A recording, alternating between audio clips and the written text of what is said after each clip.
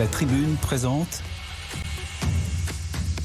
le 18-19 d'Edwige Chevrillon. Vous êtes toujours dans le 18-19. Après avoir vu dans le domaine de la tech, qu'est-ce qu'on peut faire? Comment résister à Donald Trump? On va voir si l'industrie française, européenne, peut aussi essayer d'avoir des mesures de rétorsion vis-à-vis des États-Unis et de Donald Trump. On va en parler avec l'ancien ministre de l'Industrie, Marc Ferracci. Bonsoir, Marc Ferracci. Merci d'être avec nous. Et puis avec moi, à mes côtés, ou face à vous, Mathieu Pechberti, grand reporter à BFM Business. Bonsoir, Mathieu. Bonsoir, Edwige. Marc Ferracci, d'abord une question, puisque maintenant vous êtes redevenu député ensemble pour la République des Français établis hors de frontières, notamment la Suisse, Davos, ça dépend de vous. Bien sûr. Que faites-vous là? Vous n'étiez pas à Davos? Non, j'y étais l'année dernière. Cette année, je n'y étais pas. Et je n'y étais pas aussi parce qu'il y a un petit peu d'activité à l'Assemblée nationale, vous le savez, avec les sujets budgétaires et avec beaucoup d'autres questions qui intéressent notamment les entreprises et notamment les entreprises industrielles. Donc je me dois aussi à mon poste et à mon mandat. Est-ce que Donald Trump a fait une OPA sur Davos, enfin les Américains là? Est-ce que Davos est devenu américain à votre avis? Je ne suis pas certain que la séquence qui s'est déroulée soit particulièrement favorable au président des États-Unis. Pour être complètement franc, j'ai plutôt vu un Donald Trump qui a au fond reculé sur l'annonce qu'il avait faite d'utiliser la force au Groenland, et c'est plutôt une bonne nouvelle, même s'il faut rester vigilant et il faut assurer le suivi de cette déclaration, parce qu'on sait que le président des États-Unis, parlons, on va dire. Exactement, peut changer d'avis de manière assez fréquente et assez abrupte.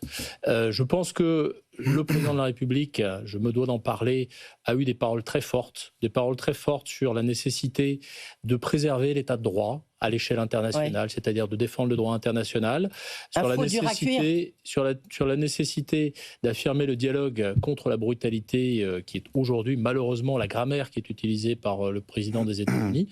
Donc je pense que c'était des messages importants. D'ailleurs, il n'a pas été le seul à les porter. Je note que le Premier ministre canadien a porté également ce type de message. Et de ce point de vue, il y a une forme d'unité qui est en train de poindre, que je trouve assez rassurant. Et un geste quand même, moi j'ai trouvé très fort, et sans doute le geste le plus important, en tous les cas de la riposte à Trump et les propos qu'il a tenus, c'est Christine Lagarde, donc présidente de la Banque Centrale Européenne, qui en plus est presque la patronne de Davos. Et lors d'un dîner où il y avait un Américain qui a tenu, on ne va pas le nommer pour ne pas trop pointer du doigt, mais qui a tenu des propos très désagréables sur l'Union européenne. Elle s'est levée au milieu du dîner, elle est partie. Je pense qu'on peut le nommer, c'est Howard Lutnick, qui est le secrétaire d'État américain au commerce.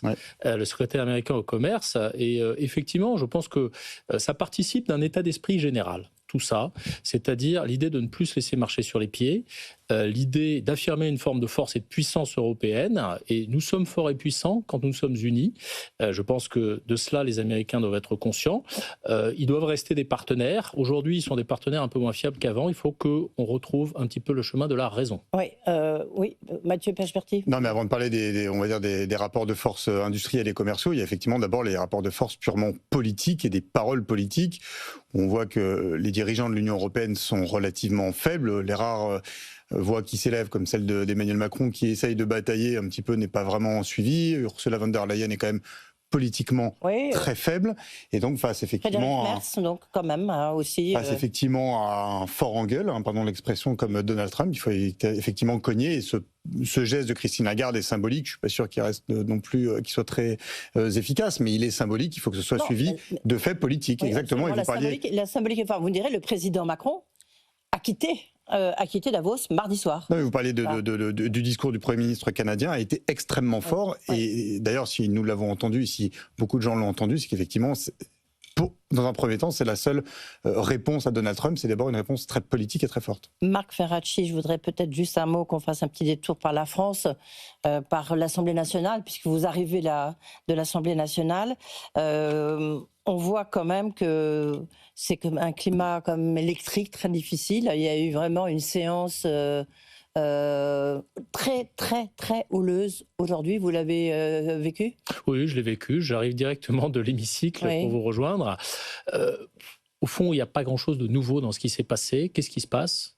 Eh bien, vous avez les deux extrêmes, l'extrême droite, le Rassemblement national et l'extrême Sébastien gauche. Chenu qui présidait La France l'Assemblée insoumise, nationale. alors je ne parle pas du président parce que le président a une posture de neutralité, là c'était Sébastien Chenu, mais je parle de ce qui s'est passé entre l'extrême droite et l'extrême gauche. Il y a eu effectivement beaucoup de vociférations, beaucoup d'agressivité.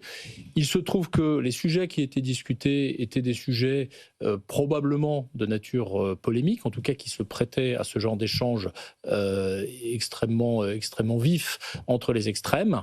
Mais je le regrette évidemment parce qu'il faut bien dire quelque chose, et là je parle notamment de la France insoumise, c'est qu'ils nous tendent un piège. À nous autres qui sommes au fond des modérés, au centre de l'hémicycle et au centre du jeu politique.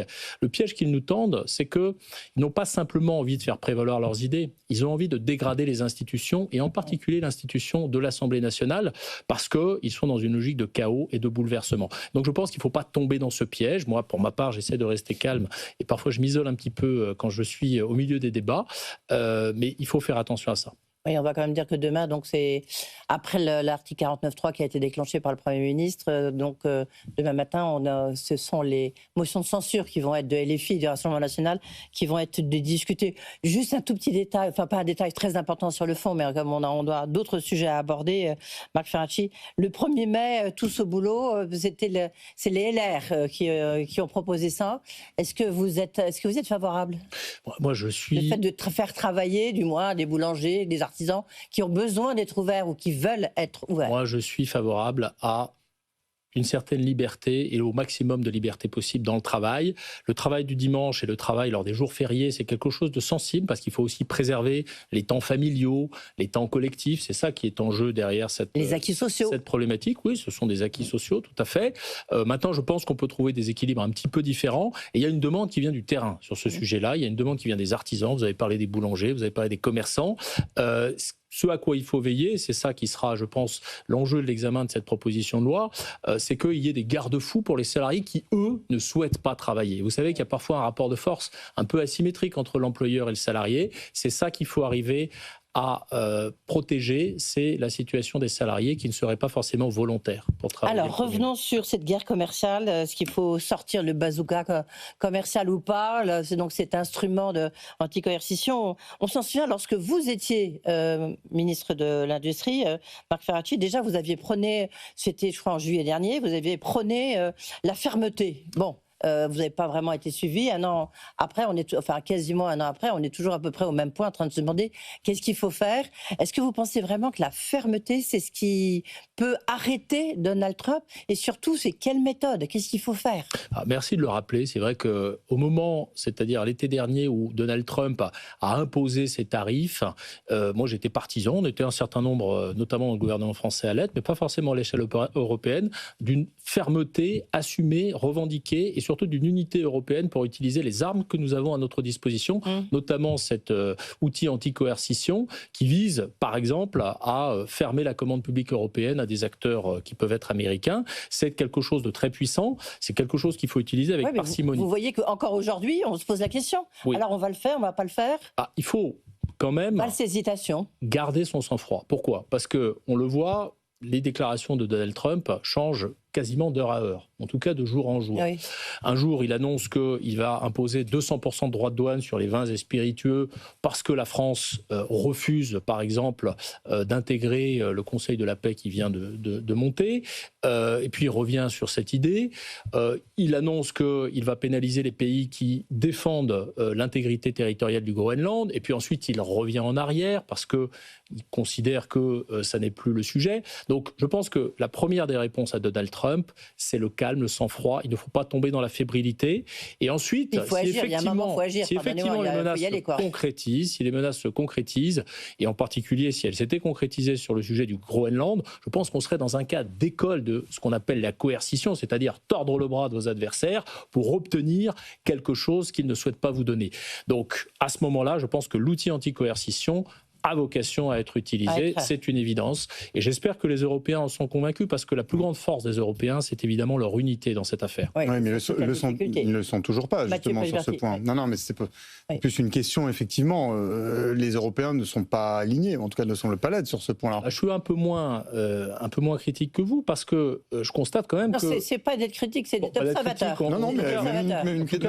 Je partage pas tout à fait ce constat. Allez-y, j'en prie. Tout simplement parce qu'on voit bien que Donald Trump a reculé sur le Groenland. Est-ce que c'est définitif? Ça n'est pas sûr. C'est pour ça qu'il faut être prudent. Mais je constate quand même que le fait, comme vous le disiez tout à l'heure, de monter le ton sur le plan politique, mais aussi de bien expliciter ce que sont les armes à notre disposition, la riposte commerciale dont nous sommes capables et le poids de 450 millions d'Européens, qui est un marché dont les Américains ne peuvent pas se passer, je pense que tout ça joue. Est-ce que ça joue de manière pérenne? On sait que Donald Trump est imprévisible, donc il faut rester vigilant et rester ferme. Mathieu Pechberti, quels sont les secteurs qui sont les plus touchés, je dirais, par ces droits de douane? Alors, Marc Ferracci disait à l'instant qu'on est effectivement un marché dont les Américains ne peuvent pas se passer. Moi, il me semble que c'est ça la véritable arme des Européens. Oui. Au-delà, je disais tout à l'heure, de l'arme politique qui est évidemment indispensable et qui est dans le jeu diplomatique habituel, il faut derrière des munitions. Et pour moi, la première des munitions, ou l'une des munitions importantes, c'est effectivement les achats de produits dits énergétiques, donc en gros le gaz, et surtout le gaz naturel liquéfié. Vous vous souvenez que Donald Trump, il y a quelques mois, avait dit qu'il avait décroché un accord avec l'Union européenne en disant qu'on allait lui acheter 750 milliards d'euros de produits énergétiques sur 3 ans. Et donc tout le monde était tombé de sa chaise en se demandant d'où sortait cet accord. Évidemment, il ne sortait, comme souvent avec Donald Trump, de nulle part. L'Union européenne achète en gros 40 milliards d'euros de gaz par an aux Américains. Et évidemment, c'était 3 fois moins environ avant la guerre en Ukraine, donc on achète énormément de gaz. Donc c'est-à-dire que le rapport de force est en notre défaveur et de plus en plus en notre défaveur depuis la guerre en Ukraine, puisque le gaz américain a remplacé le gaz russe. Mais vous voyez, je regardais les chiffres qui viennent de tomber, en tout cas que je viens d'avoir ce matin, la part du gaz naturel liquéfié qu'on achète aux États-Unis est passé de 40% en 2024 à 55% des approvisionnements en gaz naturel liquéfié de l'Union européenne. Dit autrement, si on veut dire à Trump, maintenant qu'on achète énormément de gaz, on n'en achète plus, ou surtout on en achète beaucoup moins, il faut trouver du gaz ailleurs. C'est l'effet de substitution. Donc s'il faut aller acheter du gaz ailleurs, au Qatar, éventuellement, aux Australiens, c'est beaucoup plus loin, donc c'est beaucoup plus cher. Donc tout ça, ça s'anticipe, ça prend du temps. On a bien vu que l'Union européenne, quand elle a remplacé le gaz russe par du gaz américain, ça a pris du temps.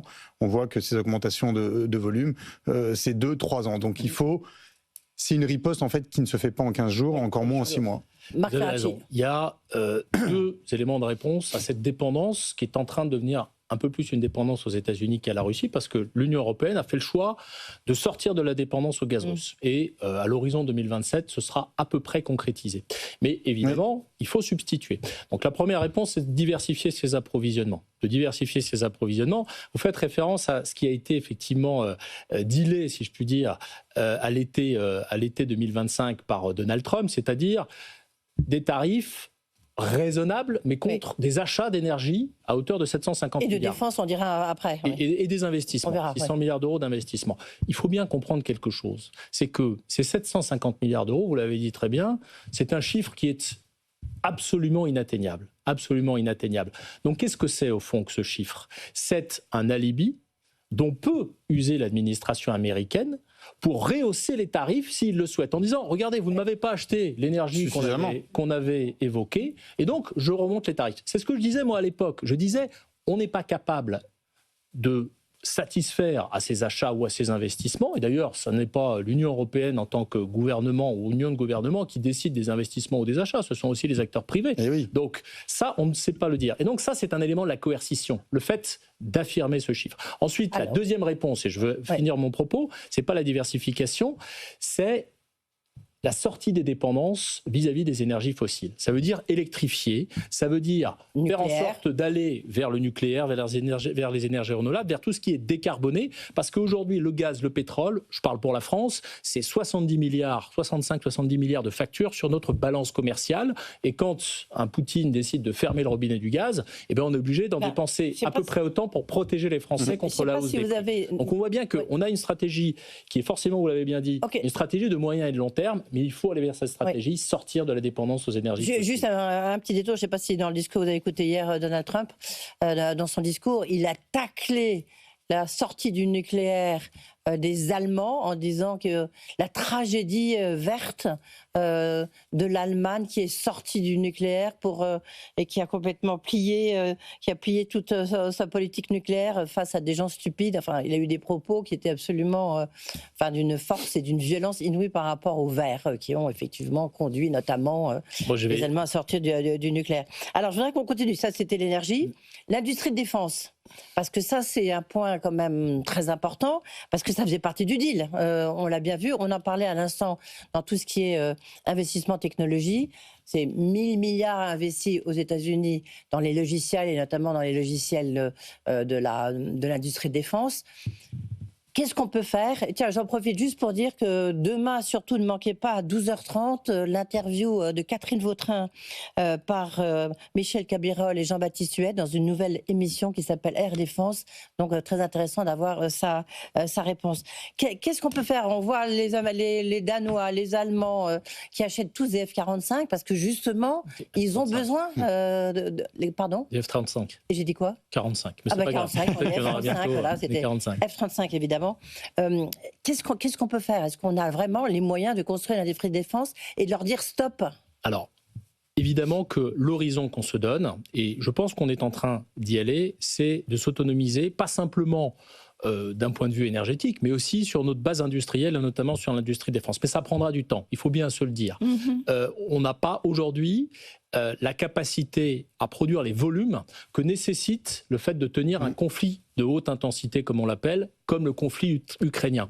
En France, notre base industrielle et technologique de défense, c'est 200 000 emplois, c'est 4 000 entreprises, est capable de produire à peu près tout ce qu'on a besoin d'avoir sur un champ de bataille, mais pas forcément en grande quantité.